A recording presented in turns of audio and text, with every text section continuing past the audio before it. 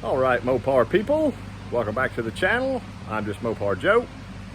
Gonna do part 2 of our AC install from Classic Auto Air. Let me show you what this box looks like. So here's our big box from Classic Auto Air. It's got most of the stuff in it. And I'll just get it unboxed here real quick. Part number. Here is our condenser. It's pretty tiny. I think typically you want the largest one you can get. I'll just show you in a second here. There's what it looks like through the package. There we are. So this is the guts of our system. Get our little ring pulled off. We got a bunch of duct hoses. A giant bag with a few screws in it. Electrical stuff. Oh, that's cool. We'll look at it as we go. Vents.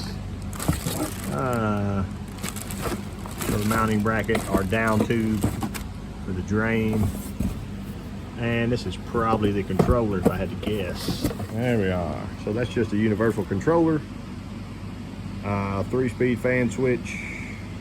Will turn you from floor to face to defrost and hot and cold. Pretty simple. And shows you the model numbers, all that jazz. There we go. That's pretty cool. Variable temperature valve, which is nice. And I'll get this stuff out, start installing. So you will notice my water hose right here. I sprayed every inch of this cowl. I washed all that out really, really well. Got my vent here, drain cleaned out and stuff while I'm here. I really held it right here around this wiper pivot. And I laid in the car, excuse me. And the only place I had water run out was this big vent. And it only ran out of this big vent whenever I stopped that other vent out, or stopped it up outside. I know a lot of people are concerned about the wiper pivot, but it was totally dry around it. I moved it around. I actually came in the car with the hose running outside and the doors closed so that I could really get a good look. For the most part, we're 99% dry inside here, which is nice. I did get, like I said, the water that came out, hit my carpet here, came out of that vent after I stopped it up. And when this was closed, which this does work, it's vacuum actuated, just as a fresh air vent. So I may leave it. I'll see how my box fits with it. If I leave it, I will hook my old vacuum lines up just to my push button switch. So if they hit cool or whatever button, it could open that and get some fresh air in the car. Sometimes that's nice to have, but other times you may just want it closed off like that. So when I use my vacuum, my little vacuum puller here, when I use that, let's try and get it all at once. It will pull us closed. So I may try to hook that up to vacuum there to where it will pull that closed. I just think it may be a neat feature to keep in the car if I can.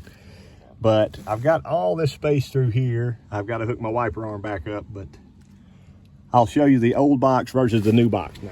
All right, here's the difference in my old and my new box. See my mounting, 1, 2, 3, versus the old had these 2 big studs and then a bolt. I just left everything else hooked up. That was probably the drain tube or something. Anyway, it should be much easier installing this because it weighs about, I would say, 1/3 of what that big heavy metal sucker does. So not that this is bad and wrong, but this is just an upgraded unit. So this will be a lot nicer and closer to what you'd find in a new vehicle in terms of cooling and efficiency. Anyway, let's move on with install. I'm just going to take it step by step and I'll bring you through it real quick. So I went ahead and pulled that seat so I can get easier access to mount the aftermarket AC box under here. And I just kind of wanted to check out the floor pan. That little piece of insulation I added the other day in the front half, but this looks like another sheet. All right, step one is basically fit the box in where we'd like it. It does have 3 mounting points, 1, 2, and 3 to the firewall. And you'll notice it kind of has this kick down here, kick back, whatever you call it. So that has to go towards the firewall. Kind of what I'm thinking is if I get this flat side mounted, then I may need a little bit of spacer over here. I'll see. Every firewall is different, so it's going to be a little more challenging here, there, and yonder. This one's not even flat. If you see my hand, that plane is flat, and then it actually kicks down that way. So there's an angle all the way across here. So what I might end up having to do is get the top bolt in up here somewhere. The best I can tell, I couldn't get it to line up in any of these holes. I may try that hole again. That was the old drain, I think. And then I may just have to shim out from there. But I had the one hole in and kind of out of the edge of here. And it was just resting on that piece of old insulation and carpet. I pulled the carpet back. It's going to take a little bit more shimming and stuff just to get it kind of hung in place. This part kind of sucks just because if you're off on your hole or wherever, then you'll have to drill multiple holes in the firewall. Not going to do that. Something I may can do is these are just 1/4 inch bolts. So if I screw some 1/4 inch studs in here, then if I hang it up, I'll be able to kind of scratch around some, just get the firewall scratched to where I think they'll be in place. So this giant hole here, it's nice to have a little perspective of what the box is doing. And there's a large hole here. So there's only about, I would guess, a 1/2 inch between the box and firewall here. I have the top bolt just hanging through that hole. So the box is semi-level in place. But if we look through, maybe you can see through there, it starts to get a little bit tight for my vents. So this box has all of the vent outlets on top. So those hoses will have to make immediate curves and turns. So I'm gonna have to allow, I would guess, 2.5 or 3 inches between the top of that and there, just for those to be sure they stay on. Don't want any to come off after the box is in place, because then you're having to lay down on your face again. You see here, there's an angle. This angle's away, and I'll slide my camera in so you can see how far that mounting point is from the firewall itself. So I may take a piece of tubing, just put between there, sturdy it up some when I go to stick my bolt in, and find my bolt hole placement. I can feel through this gap, or this hole, and this one also, just to get a very good idea where that is. There you go. The biggest concern they had was getting the box level, if you can see here. So side to side level. If anything, I kind of like the way I have it, just being slightly lower on the drain end. Let that condensation get out of there. And I know they do have it to where it tapers at the bottom. But if you compare the dash itself to the unit, I think they're pretty spot on. So that looks pretty nice. I'll get my 3rd hole drilled and we'll move on. So I cheated a little bit, and I got a couple studs, pieces, that's just all thread there. That one's an old carburetor stud. I screwed them in, stuck them through. I had to drill, I moved it down about 1 inch so I'd have a little more clearance between the hoses and that top of that inside firewall, whatever you call that. I'm trying to lay out where my lines will come through. There's really not a lot of good options. I can go way below, way down there if I wanted to, but I thought about having them, if I can get all 4 of them right there grouped together real nicely, that'll be good. They used to come out 2 there and 2 there, and I'll just plate that off. Won't be a big deal. I can make it look nice before I mount the box in permanently. I may could still use this hole here for my drain. I'll double check. If not, a drain's not a big deal. But I have one reference hole here. See if I can get it halfway punched. So,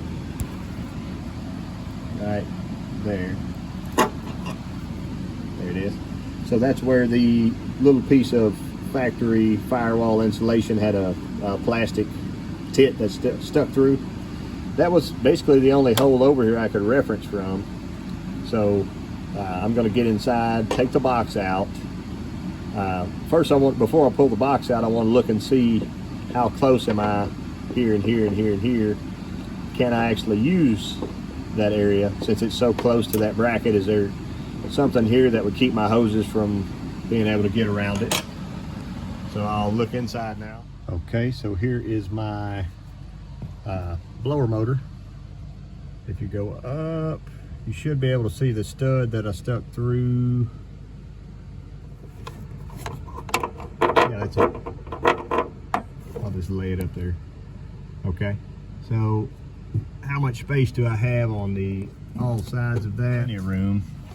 And I can probably run my two refrigerant lines, 1 and 2, kind of go straight down and go to the easiest 2 holes with those. Whereas my heater core lines, I'll still go that direction, but I think they'll have a little bit more dexterity. I'm gonna go ahead and punch these 2 holes. Those are my safest bet right now. And I'll see where that puts me. So I know I'll be clear of the box itself. I've got about 1 inch, like I said, between here and here, or between that panel and the back of that. But I'll drill a small hole and a small hole carefully, then go inside and look and see those locations. I don't want to limit you all on how you install your box. This is a universal system, so you can literally mount it anywhere that works for you. But when I thought about, after examining, since this is flat, my firewall has the bends in it, I got myself a couple pieces of galvanized tubing here. I can pull that tape off. Anyway, so my galvanized tubing is there. I just stuck a bolt through here right now. Be sure they're all nice and smooth. But it's going to move my box this way a little bit. My main reason for doing that, besides see where the firewall kicks down there, if you look up, this starts to curve over. So when I had the box mounted in there, these 2 vents and these 2 vents were very tight, close to where that curve over goes. So now that I'm spacing it out, the curve over will be further back this way. Give me a little more room, accessibility to plug on my hoses, do all that stuff. I still have 2 or 3 inches back this way if I wanted to move it more, but I think it's going to be plenty strong like this. And the way I have those mounted up right now, you can see my little button head screws there. So there is the through hole and the screw. There is a washer and screw on top to fill in that big hole, and then just a screw there. So after I get that all mounted up, I can shoot it back black again. If it was body color, it could go back body color. Wouldn't be a big deal at all. But I'll put some sealer around that hole there. These 2 obviously will get bolted with the bolt sticking through, so that'll be sealed up there. And I need to make myself a plate for that opening right there. So I got my 4 holes drilled. I went ahead and popped in the 2 side grommets. This is an Amco grommet that they gave. So it'll be 1, 2, 3, 4, nice and tight. They're kind of down low. Should be good to go. And whenever they come out, my hoses will just sweep up. So I wanted to show you getting a grommet in real quick. I'd used the Big Harbor Freight bit. I think it was 1 1/4 inches. I'll double check for you. I guess you could use a little Vaseline on this, or what might actually be better is a little bit of glass cleaner, that sprayway glass cleaner. There you go. So not bad at all. I like to be sure mine's not binded. Just give them a little spin. like that. And she's set. 1, 2, 3, 4. I like my grommets that way when they go in like that. The hoses themselves will feed through, and then I can put my ends, etc. But should be pretty nice to go here. There it is, and I'll mount that box in. And after all the madness, made myself a little block off plate here. Just riveted it in place. I'll put some sealer in that rack right there, but it pulled up pretty tight.